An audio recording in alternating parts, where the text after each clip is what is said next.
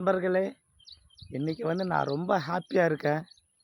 அதுக்கு காரணம் என்னன்னா, எங்கள் அப்பா இன்றைக்கி என் கூட இல்லை, இறந்துட்டாரு. ஆனால் எங்கள் அப்பாவோட 50 வருஷ கனவை நான் இன்றைக்கி நினைவாக்கியிருக்கேன். ஏன்னா எங்களுக்கு விவசாய நிலம் அதிகமாக இல்லை. நாங்கள் இந்த ஆற்று ஓரத்தில் இருக்கிற சில பூமியை வேஸ்ட் லேண்டை சுத்தம் பண்ணி அதில் இந்த வேர்க்கடலை மட்டும் பயிர் வைப்போம். எங்கள் அப்பா கனவு என்னன்னா, எப்படியாவது நான் சாகிறதுக்குள்ள ஒரு முறையாவது நெல் வச்சு பார்க்கணும் அப்படின்னு சொல்லி. இந்த கைனில் நெல்லெல்லாம் விளையாது. ஏன்னா வெறும் மணல் கைனி, ஆற்று ஓரத்துலையே. இப்போ நீங்கள் பார்ப்பீங்க, என் பின்னாடியெல்லாம் தெரியுதுங்களா ஆறு. ஆற்றுல தான் நின்று பேசுகிறேன்.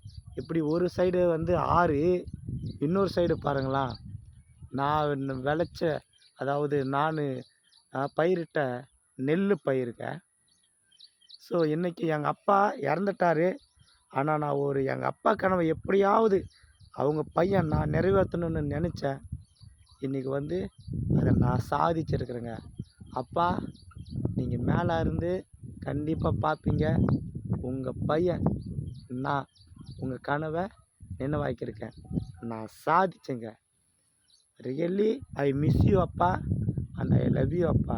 அப்பா, நீங்கள் இருந்தபோது உண்மையாக சொல்கிறேன், உங்களோட அருமை எங்களுக்கு தெரியல. ஆனால் இன்றைக்கி நான் ஒரு 2 பசங்களுக்கு அப்பா ஆனதுக்கு அப்புறம் தான் அப்பாவோட அருமையும் பாசமும் எனக்கு தெரிய வருது. ரியலி ஐ மிஸ் யூ அப்பா, அண்ட் ஐ லவ் யூ அப்பா. இந்த பயிர் நான் வச்சது உங்களுக்காக தான் அப்பா. நான் சக்ஸஸ்